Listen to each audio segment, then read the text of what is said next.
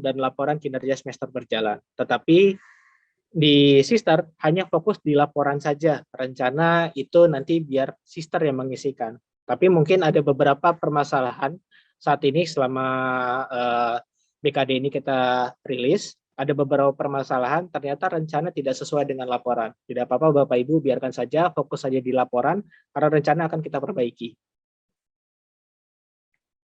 Ini penjelasan tampilan untuk masing-masing dosennya. Di sini ada informasi waktu pelaporan, karena masih banyak, ini produk baru Bapak Ibu, jadi masih banyak pertanyaan tentang apa dimaksud dengan penarikan kinerja.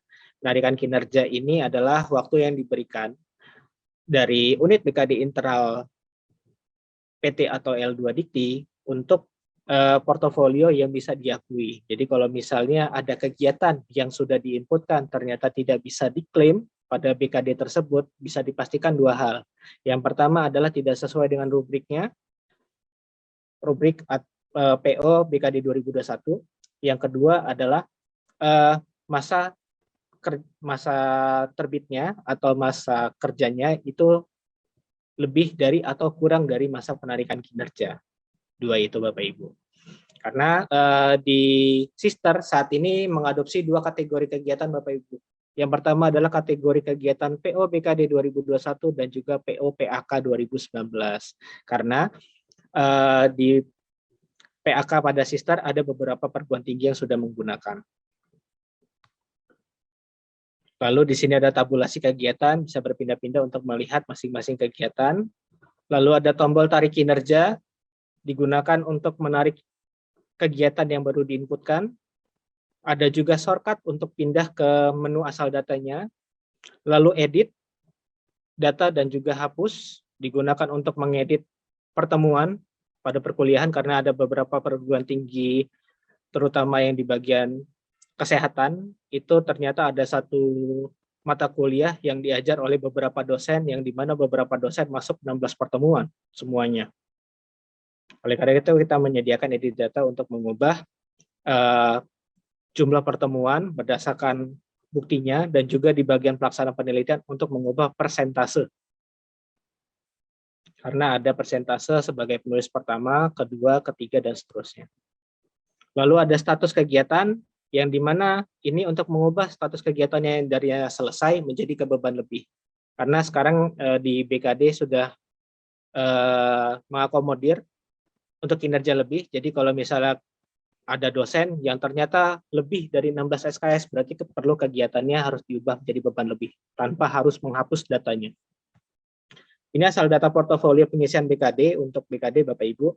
4 pelaksana kegiatan tersebut bisa diinputkan oleh dosennya secara mandiri di Sister. Namun di bagian pelaksana pendidikan yang bisa diinputkan oleh dosennya hanya tugas tambahan, bahan ajar, data sharing, dan orasi ilmiah. Sedangkan untuk pengajaran, pembimbingan, pengujian, dan aktivitas kemahasiswaan, sumber datanya dari feeder PD Dikti. Alur perjalanan data dari feeder seperti ini Bapak Ibu. Admin PT bisa melakukan input manual ke feeder PD Dikti atau menggunakan web service dari Siakat ke feeder PD Dikti. Jadi feeder PD Dikti sudah disediakan web service, tinggal Siakat mengadopsi function-function yang ada di web service tersebut. Sehingga dari feeder PD Dikti dilakukan sinkronisasi. Seperti yang saya sampaikan Bapak Ibu, sinkronisasi data dari PD Dikti ke Sister itu masih parsial dan manual. Jadi harap bersabar jika data baru disinkronisasi. Ketika sudah disinkronisasi Sister pusat, baru nanti bisa disinkronisasi ke Sister perguruan tinggi, dan dosen bisa mengisikan portofolio, mengklaim pengajaran, pembimbingan, pengujian, dan aktivitas kemahasiswaannya. Untuk aktivitas kemahasiswaan kita mendukung beberapa kegiatan, salah satunya 8 kegiatan yang mendukung MBKM seperti magang atau praktik kerja sampai membangun desa atau KKN tematik. Bukti kinerja dosen yang dilaporkan bisa diunggah melalui portofolio sesuai kegiatan yang dilakukan, namun ada beberapa kegiatan yang perlu diinputkan buktinya di layanan BKD, terutama bagian pelaksana pendidikan seperti bukti pengajaran, bukti membimbing, menguji, aktivitas kemahasiswaan, dan bukti sedang tugas belajar. Dokumen yang diunggah disyaratkan berupa file PDF dengan maksimal 5 MB atau link yang bisa diakses dari luar perguruan tinggi. Untuk langkahnya Bapak Ibu, kalau misalnya di BKD-nya belum ada bukti, tinggal diklik saja, lalu pilih. Kalau misalnya ada form, upload dokumennya berarti bisa diunggah di situ. Kalau misalnya tidak ada, berarti harus diunggah di portofolionya. Dan ini bersifat multi dokumen, jadi bisa lebih dari satu dokumen yang diupload atau diisikan. Lalu ada kewajiban khusus di tahun PO 2021 ini, ada namanya kewajiban khusus fungsional sesuai syarat, ada asisten ahli, lektor, lektor kepala, dan juga guru besar memiliki syarat khusus masing-masing. Jadi ini akan dievaluasi tiap semester dengan catatan pengambilan kewajiban khusus berdasarkan karya. Misalnya ini asisten ahli, itu menulis buku ajar atau buku teks, atau publikasi ilmiah yang masa terbitnya itu dalam kurun waktu 3 tahun, itu bisa berlaku sebagai kewajiban khusus.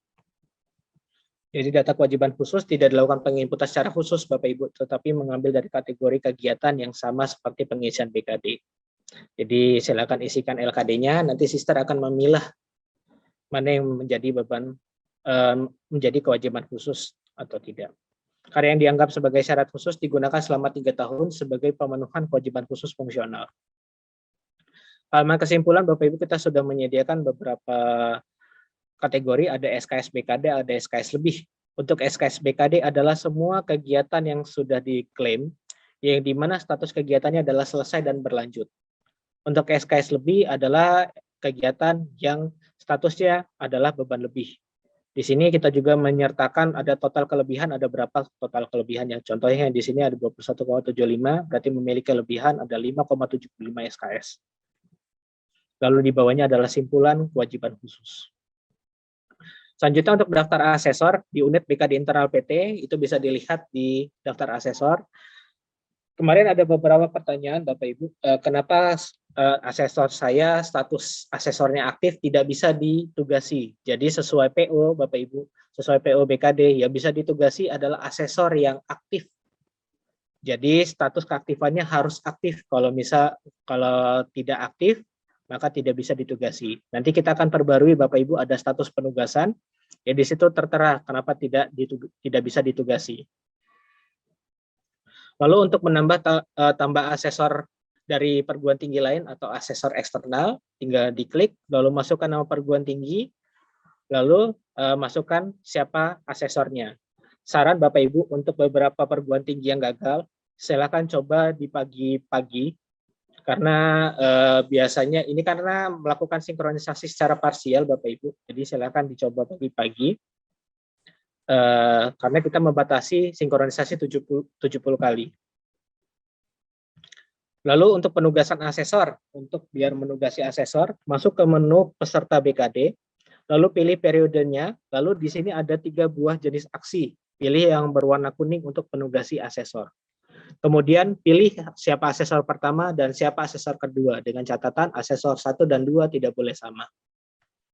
Jika sudah, kemudian yang dipilih adalah asesor eksternal atau asesor dari luar perguruan tinggi, silakan kembali lalu pilih penugasan asesor eksternal, ada di pojok kanan bawah yang di sub menu peserta BKD.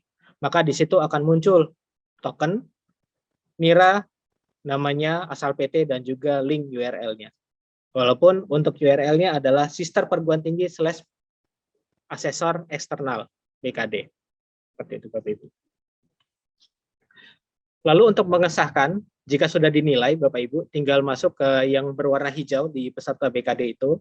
Lalu di pojok kanan bawah ada tombol sahkan penilaian final. Lalu pilih sahkan penilaian. Nanti dia akan melihat mana yang sudah dilakukan pengesahan atau dinilai oleh 2 asesor tersebut, melakukan kalkulasi, dan hasilnya bisa langsung muncul.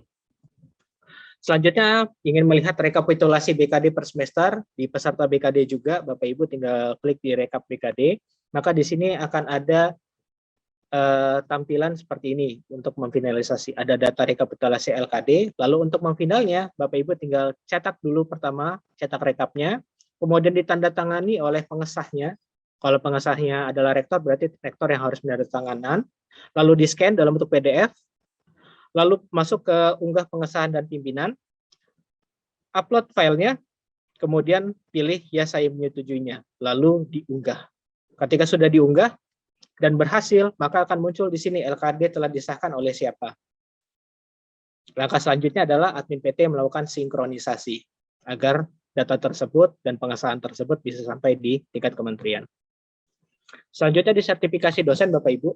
Ini akses menu Serdos sebagai PSDPTU. Jadi masuk ke dalam layanan Serdos. Sini ada tiga buah tombol daftar dosen tersertifikasi. Itu adalah menu untuk menampilkan daftar dosen yang sudah tersertifikasi dosen. Lalu daftar dosen yang belum tersertifikasi, menu untuk menampilkan daftar dosen yang belum tersertifikasi dosen. Lalu daftar nominasi adalah menu yang menampilkan daftar dosen yang belum tersertifikasi dosen dan memenuhi kualifikasi sebagai nominasi eligible. Jadi ada daftar nominasi.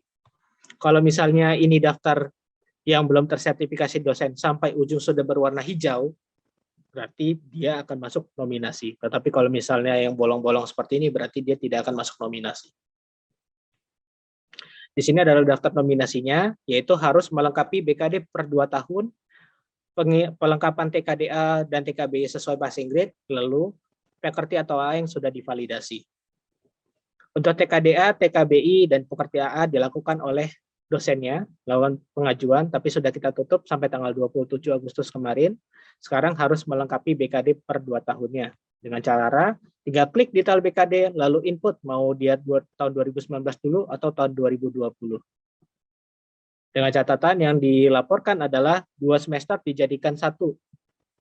Itulah bukti kinerja pada tahun tersebut. Lalu pilih status BKD-nya hanya memenuhi, karena statusnya yang kita lihat hanya yang memenuhi 2 tahun.